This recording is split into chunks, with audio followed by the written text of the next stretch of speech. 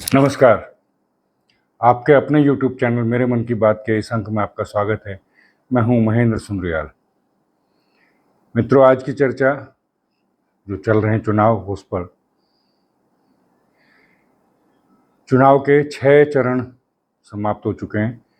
7वां और अंतिम चरण परसों है, जिसके लिए प्रचार का समय जो है समाप्त हो गया है। तो अब शांति और अब नतीजों की फिक्र है।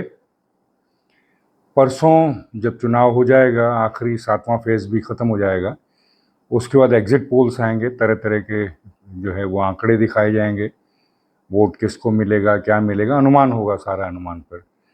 सैंपल सर्वे की कोई नहीं बताएगा कितना सैंपल सर्वे हुआ है, सर्वे के लिए कितने सैंपल, कितना बड़ा सैंपल है, कितना छोटा है, उसका कोई चैनल नहीं बताएगा। टीआरपी का खेल है, टीआरपी का खेल होगा। कोई कुछ कहेगा, कोई कुछ कहेगा।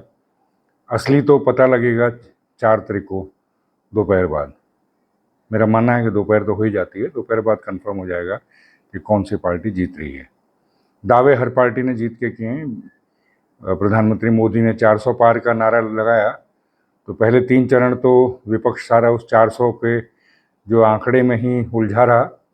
तीसरे चरण के बाद उनको ध्यान आया कि नहीं, ये तो उनका खेल है। फिर उसके बाद उन्होंने सुध ली। फिर उन्होंने कहना शुरू किया, नहीं, बीजेपी के 400 नहीं आएंगे, उसके इतने आएंगे, उतने आएंगे। लेकिन अभी तक भी विपक्ष के किसी नेता ने, चाहे वो राहुल गांधी हों, प्रियंका वाड्रा हों, ममता हों, किसी ने भी ये नहीं कहा कि बीजेपी के कितने आएंगे या नहीं आएंगे, हमारे कितने आएंगे, ये नहीं बताया। तो ये खेल चलता रहा। कांग्रेस का प्रचार अधिकतर तो सोशल मीडिया पर ही रहा। ट्विटर पे ही उनके योद्धा जमे रहे। ग्राउंड पर जहाँ जहाँ मैं गया घूमने, इधर 1 महीना करीब जो है वो बाहर घूमने, लगातार उत्तराखंड वगैरह में घूमा मैं, तो मुझे तो लगा नहीं कि कहीं उनका कोई कार्यकर्ता ज़मीन पर कोई प्रचार के लिए था। अब ये अलग बात है कि भाजपा ने भी अपनी जीत निश्चिंत मान ली, तो ये भी वोट मांगने किसी गांव में नहीं गए। अल्मोड़ा और नैनीताल के कई गांवों में मैं गया तो पता लगा कि वहाँ कोई बीजेपी का कार्यकर्ता आकर के या नेता आकर के वोट नहीं मांग के गया है। ये तो रहा। इसमें अब की बार जो चुनाव में खास रहा सोशल मीडिया का प्रयोग विपक्ष द्वारा। 2014 में मोदी ने जो है सोशल मीडिया का प्रयोग किया था, बड़ा सफलतापूर्वक उसका प्रयोग किया था। जो नए बने, जो युवा, जो मतदाता हैं, उनको लुभाया था। इस बार उसका जो है वो कॉपी किया विपक्ष ने। तो उनकी सारी लड़ाई थी वो लगी रही सिर्फ ट्विटर पे या और सोशल मीडिया के अन्य वो हैं। और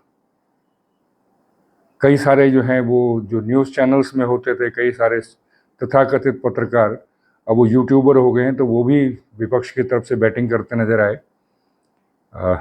रवीश कुमार कौन जात वाले जो हैं वो मुखर रहे। अजीत अंजुम जो है वो जगह जगह गए भी यूपी में, और कई जगह अपनी छिछालेदारी करवाई। एक आयातित जर्मनी से भी आया, उसने भी काफ़ी जो है वीडियो बनाए।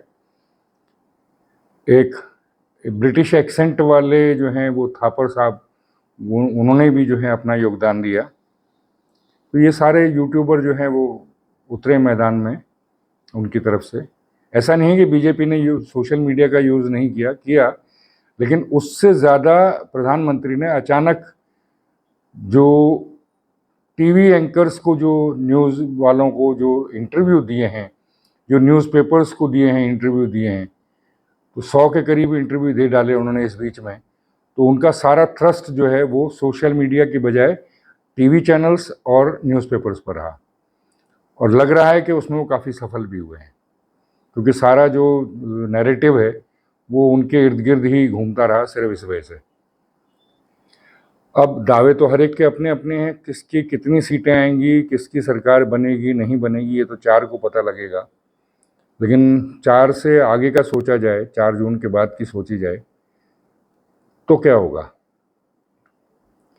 बीजेपी क्योंकि सत्तासीन है इस वक्त, तो वो तो उसके वादे जो भी हैं वो सारे विकास को लेकर के ही हैं। तो उन्होंने तो जो है 100 दिन का खाका, जैसा प्राइम मिनिस्टर लगातार कहते रहते हैं, और किया भी है उन्होंने पहले भी 2014 में, क्योंकि तब मैं भी जानता हूँ उस बात को, तब मैं भी सरकारी सेवा में था, तो इसलिए पता है कि जो है वो 100 दिन का सारी मिनिस्ट्रीज से हम लोग मंगाया करते थे, जो है वो अपना रोड मैप। तो वो इलेक्शन के एकदम बाद ही उसकी प्रेजेंटेशंस वगैरह शुरू हो जाती थी। 2014 में भी सत्ता पे पाते ही उन्होंने ये किया था। 2019 में तो पहले ही कह दिया गया था कि 100 दिन का ब्लूप्रिंट दीजिए, और वो सत्ता पाते ही जैसे ही दोबारा इलेक्शन जीते 2019 का, वो तुरंत शुरू हो गए और वो काम शुरू हो गया। उसके अलावा 2047 तक की जो है वो बात प्रधानमंत्री बार बार कर रहे हैं, तो उनका ब्लूप्रिंट तैयार है, वो उसमें काम करेंगे। 400 सीटों के लिए उन्होंने आग्रह किया है, आह्वान किया है, तो जो आम तौर पे माना जा रहा है कि बड़े बड़े रिफॉर्म्स किए जाएंगे। कृषि कानून के रिफॉर्म तो पिट गए हैं, लेकिन बाकी रिफॉर्म शायद लोग कह रहे हैं कि करेंगे।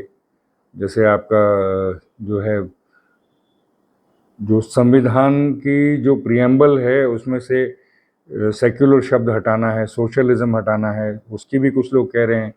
कुछ वक्फ बोर्ड की कह रहे हैं, कुछ टेम्पल एंडोमेंट एक्ट की बात कर रहे हैं, कुछ जो है वो आर्टिकल 30 में, और जो है वो 17 में शायद कुछ सुधार करने की बात करें। तो ये सारी अटकलें लग रही हैं। क्या होगा इसमें से अभी किसी को नहीं पता। ये गवर्नमेंट वो है जो पहले से कुछ नहीं बताती है, ऑल ऑफ ए सडन जब कर देती है तब पता लगता है। सीएए का आपने देख लिया, आपने 370 का देख लिया है, अब शायद यूसीसी बचा है, जो यूनिफॉर्म सिविल कोड है, वो शायद उसका कुछ करेंगे। तो ये उनका है। विपक्ष क्या करेगा? जो भाजपा करेगी, जो प्रधानमंत्री मोदी करेंगे, उसकी चर्चा उन्होंने जो है की है, उसके आधार पर जो है अटकलें लग रही है, जो मैंने बताया आपको। विपक्ष की भी कुछ जो है वो इस बीच में स्टेटमेंट्स आई हैं कि वो क्या करेंगे। उनका मैनिफेस्टो है, जिसको देख करके वो है। तो एक तो तुष्टीकरण तो साफ है कि करेंगे ही करेंगे, तुष्टीकरण का तो साफ है। उसके अलावा क्या है? देखिए, भाजपा का 2019 के बाद जो है वो अचानक जो है बहुत तेजी से कई सारे काम किए उन्होंने, जो उनमें बड़े डिसीजंस थे, उनका हश्र क्या होगा? 370 का संशोधन किया, 35 से हटाया। कांग्रेस का और अन्य विपक्षी दलों का मानना है कि ये उसको दोबारा वापस लेके आएंगे। यानी कि एक जो काम भाजपा ने किया, जिसको सारा देश समर्थन कर रहा था, उसको वो जो है वो मिटा देंगे। दूसरा, यूसीसी तो लाने का मतलब ही नहीं है। कांग्रेस के मैनिफेस्टो में क्लियर है कि उसकी जो है वो कोई वो बात नहीं करेंगे, बल्कि उन्होंने तो यहाँ तक कहा है कि मेजोरिटेरियन है उसके खिलाफ है, बहुसंख्यक बात के खिलाफ है। तो भारत में तो बहुसंख्यक हिंदू हैं, तो इसका मतलब हिंदुओं के खिलाफ काम करेंगे, क्लियर है वो भी। उसके अलावा 3 तलाक वाला है, जिसमें छुटपुट तरीके से उन्होंने कहा है, एश्योरेंस दी है कि ये भी हम जो है वो हटा देंगे, ये भी कानून जो हटा दिया जाएगा। कृषि रिफॉर्म तो होने ही नहीं है, वो तो चाहे उनके मैनिफेस्टो में था, लेकिन उन्होंने विरोध किया था, इसलिए वो तो नहीं करेंगे। सीएए के कानून के खिलाफ सारा विपक्ष है, तो सीएए भी शायद खारिज होगा, जो अगर वो आ गए तो।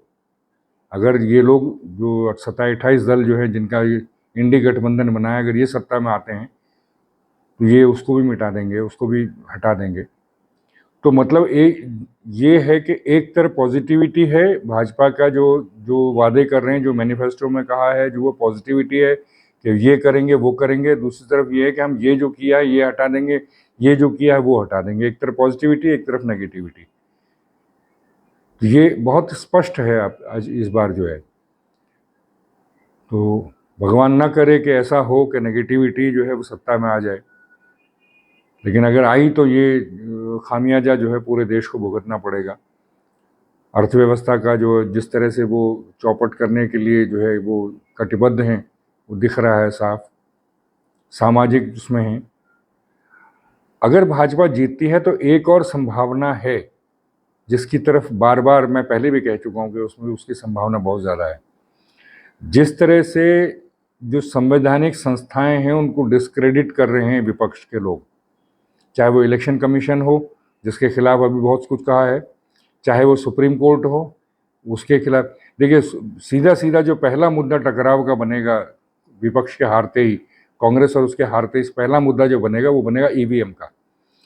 ईवीएम पर सुप्रीम कोर्ट ने स्पष्ट कहा है, जो अपना फैसला दे दिया है। लेकिन तीसरे चौथे चरण के चुनाव के बाद कांग्रेस ने दोबारा उसको ईवीएम का मुद्दा उठाना शुरू कर दिया है। विपक्ष भी कहीं कहीं छोट-मोट और बाकी जो दल हैं वो भी कर रहे हैं, लेकिन मेनली कांग्रेस ने इसको कहा है। यानी कि सुप्रीम कोर्ट का जो डिसीजन आया है उसके ऊपर, उसको ये नहीं मानेंगे और उस डिसीजन पे हमला करने के चक्कर में ये जो है सुप्रीम कोर्ट को ही चैलेंज करेंगे, सुप्रीम कोर्ट को ही डिस्क्रेडिट करेंगे। इसका असर क्या होगा वो हमें दिख रहा है। आप भी अगर सोचिए तो क्या होगा कि ये उकसाया जा रहा है कि जो संवैधानिक संस्थाएं जो है वो भाजपा के लिए काम करती हैं, मोदी के लिए काम करती हैं, चाहे वो इलेक्शन कमीशन हो, चाहे वो सुप्रीम कोर्ट हो या अन्य जो विभाग है उन पर। इसका सीधा सीधा असर ये होगा कि अराजकता बढ़ेगी। जैसे ही इलेक्शन ख़त्म होगा उसके कुछ दिनों बाद इनका भड़काना शुरू होगा। जैसे पहले सीएए के मामले में सोनिया गांधी ने कहा था सड़क पर आओ और शाहीन बाग हुआ था, ऐसा ही कुछ दोबारा होने वाला है। ऐसा ही जो है पंजाब से जो है वो खालिस्तानियों को ला करके वो एक कोई और नया आंदोलन, किसी पिछली बार कृषि कानून के मुद्दे पर था, फिर किसी और मुद्दे पर हो गया, अब कोई और मुद्दा उठाया जाएगा, वो भी होगा। अराजकता तो होगी, ये स्पष्ट है। तो मैं जो देख पा रहा हूँ या मैं जो समझ पा रहा हूँ उसके हिसाब से तो ये होना है। आपकी क्या राय है इस पर ज़रूर बताइएगा। मैं आपकी राय के इंतज़ार में रहूँगा, ज़रूर बताइएगा, और जो आप बताएंगे फिर उस पर बात करते हैं, चर्चा करते हैं आगे। तो आज के अंक में इतना ही, फिर अगले अंक में आपसे मुलाकात होती है। नमस्कार।